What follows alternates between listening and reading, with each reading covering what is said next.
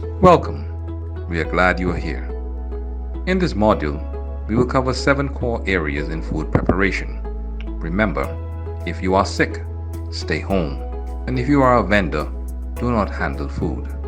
Purchasing, storing, hygiene, prepping, cooking, holding, and reheating. As you know, a foodborne illness is a disease that is transmitted to people through food. A foodborne illness outbreak happens when 2 or more people get the same illness or the people have eaten the same food.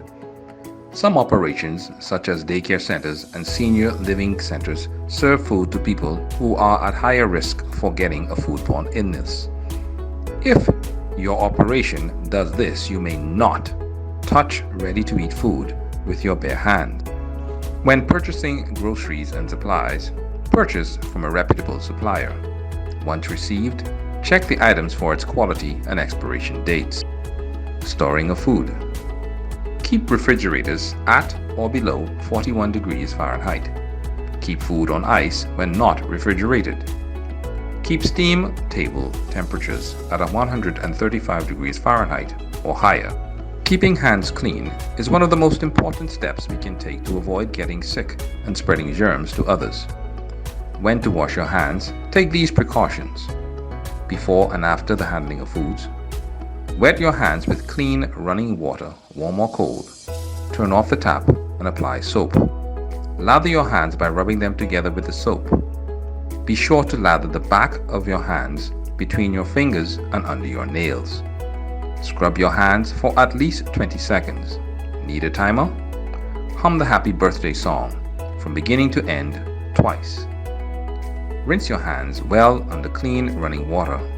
Dry your hands using a clean towel or air dry them. When prepping your food, use a clean glove when possible. Use color-coded cutting boards as to avoid cross-contamination, and be sure to use one of the 3 safe ways to thaw food: in the refrigerator, in cold water, and in the microwave. Cooking. Unfortunately, many consumers are unaware utensils and other surfaces at home can contribute to the spread of bacteria. Use 1 utensil for each food item. Bacteria would contaminate other produce items through the continued use of knives or graters. The bacteria would latch on to the utensils commonly found in consumers' homes and spread. Holding. You must know how to keep food safe from pathogens. Keep hot foods in hot areas and cold foods in cold areas.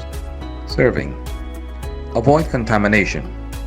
Any type of food can be contaminated, but some are better for pathogen growth.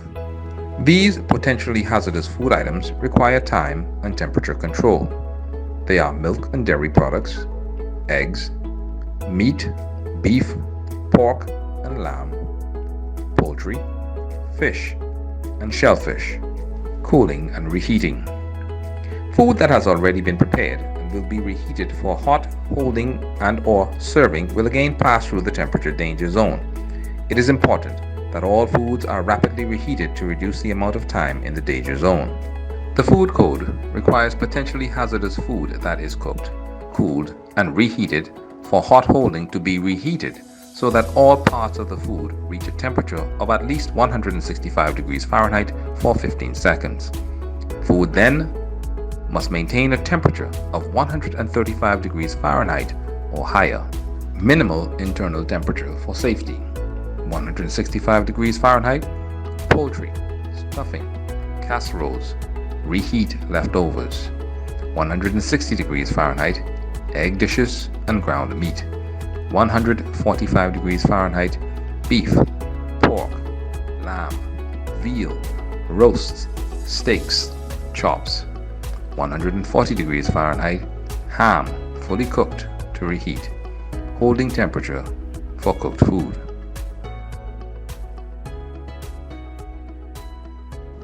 Keeping our environment safe and COVID-free.